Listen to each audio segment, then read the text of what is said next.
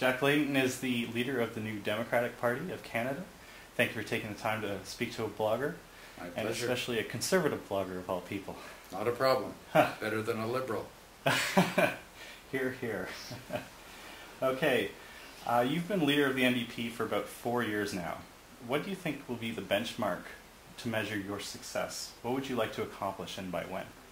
Well, we're trying to accomplish positive results out of the Parliament. That's really the bottom line for the average person who typically doesn't get a voice in the political system. There's plenty of lobbyists and those that have a pretty easy time getting representation through the way decision-making works here, but the average person does not, which is why we see, I think, a growing prosperity gap, as I've been calling it.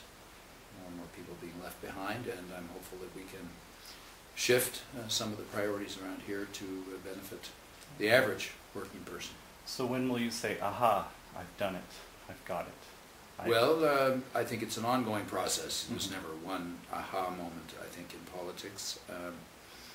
In my 25 years of being involved one way or another in politics, you look at each situation and try to get some concrete results out of it.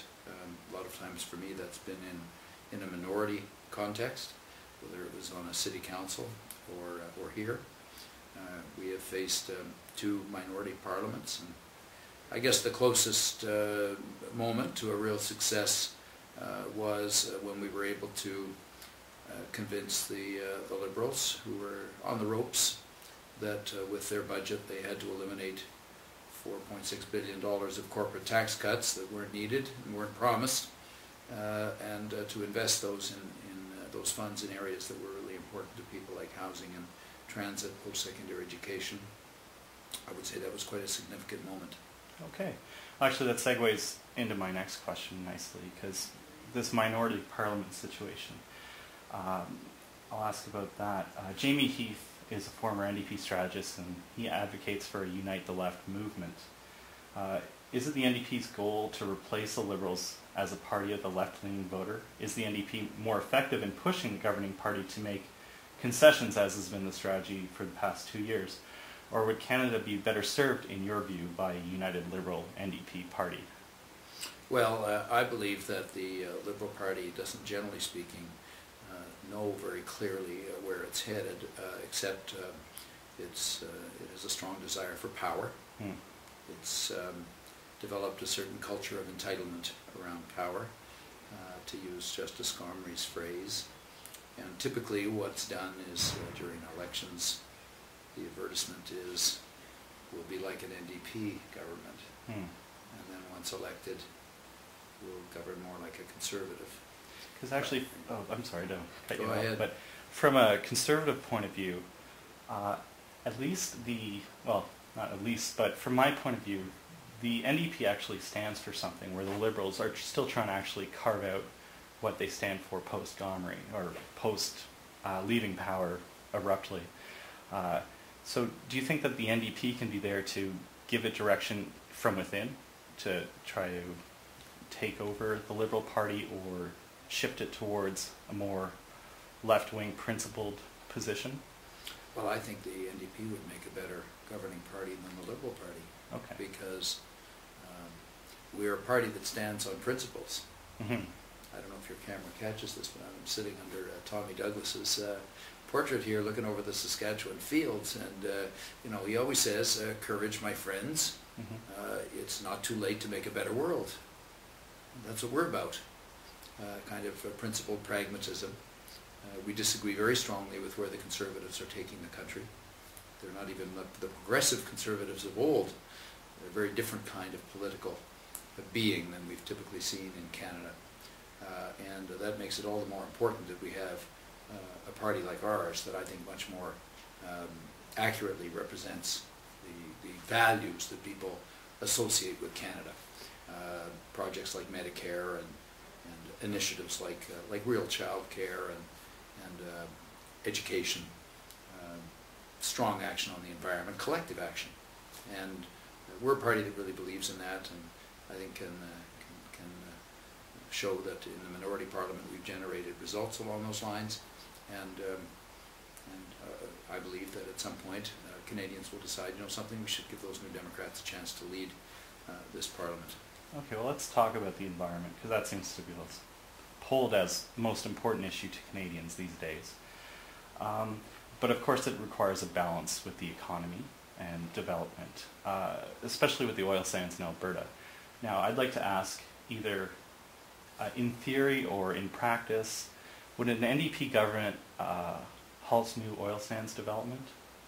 Well, yes, we don't believe, we support former Premier Lougheed's call for a moratorium, good conservative, who understands that you can't just simply rape and pillage half a province with absolutely no plan, fly in workers from all over the world, leave communities completely unable to provide the housing and education and social supports for the people that are working in the oil sands, struggle with the need for water, which there's just not enough water in the watersheds to develop the oil sands to the extent that they're being considered for development. He's also raising the question about whether enough is being put aside for Albertans as a result of all this. The Norwegians certainly got it right. They've put plenty aside for their future because they realize these are not renewable resources. But the oil sands developments don't seem to be headed in that direction. I'm going to suggest to you that your juxtaposition of the environment balanced with the economy is wrong. Okay. You don't have an economy without an environment that is reasonably robust and healthy. You'll see a decline pretty predictably if we don't sort that out. And I also believe, and I think there's many examples, that actually you have a stronger economy the more that you are paying attention to the environmental consequences. And the best example of that is the use of energy, because frankly, the reason we pollute as much as we do is because we're wasteful with energy. In other words, inefficient. The best businesses and most profitable businesses are the ones that are most efficient. So reducing energy use, husbanding those resources, reducing pollution is likely to mean you're going to be much more efficient, therefore much more profitable. And there's a lot of money to be made in helping businesses to become more efficient.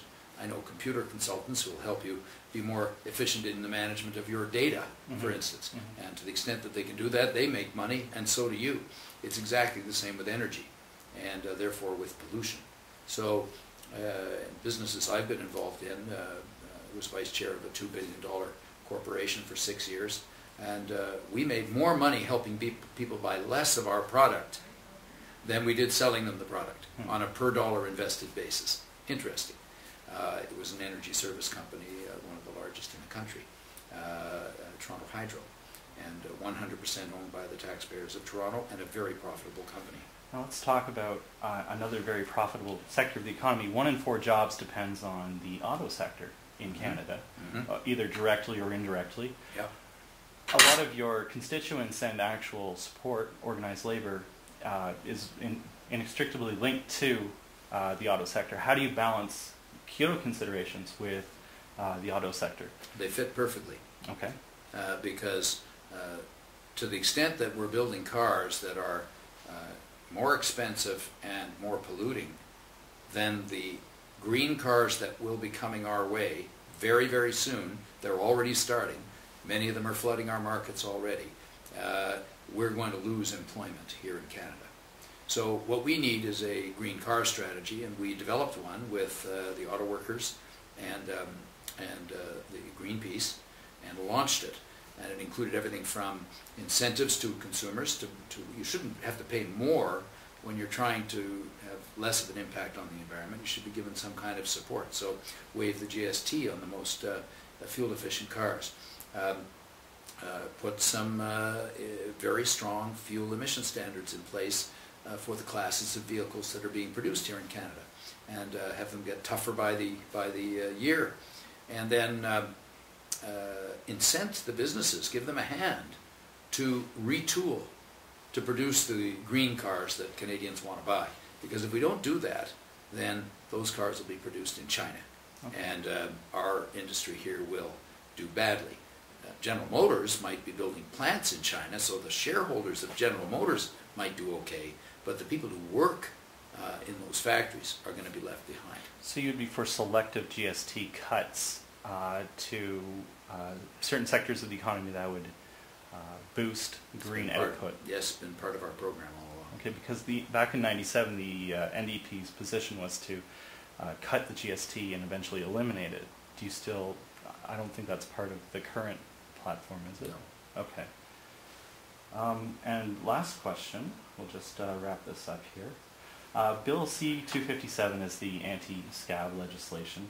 While I don't personally agree with the economic rationale of the bill, I'd like to ask if you're opposed to a worker's right to actually choose whether or not to cross a picket line.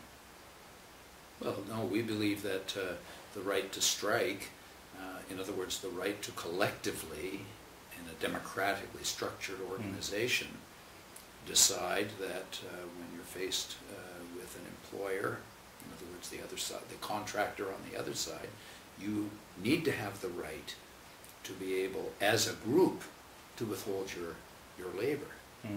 This is a normal business transaction, in fact. Okay. And that principle has served very well the economy of North America since it was established and put in place decades ago.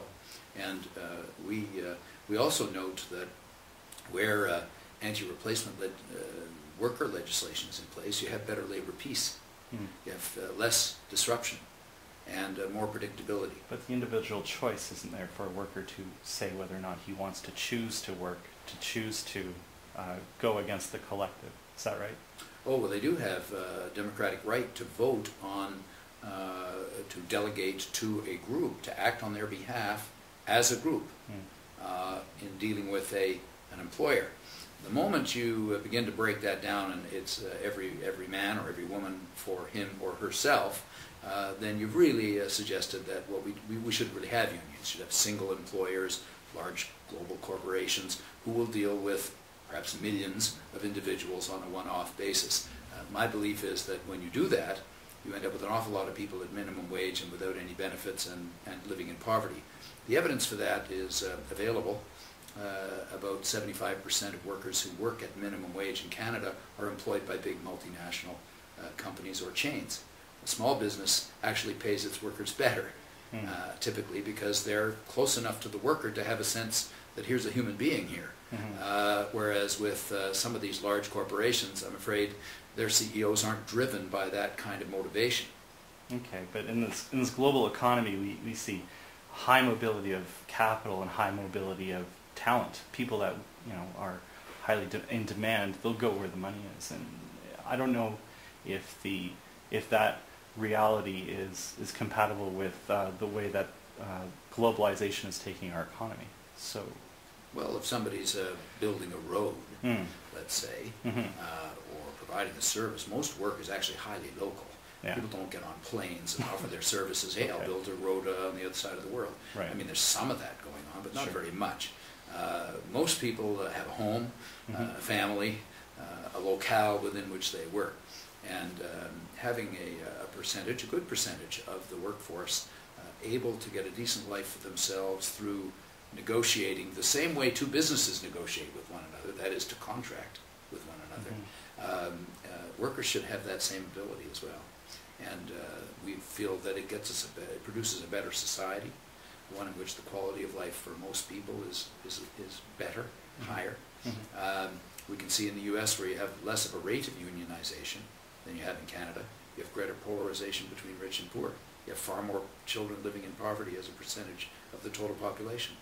I think that has partly to do with whether or not working people can work together in a democratic context to bargain with employers.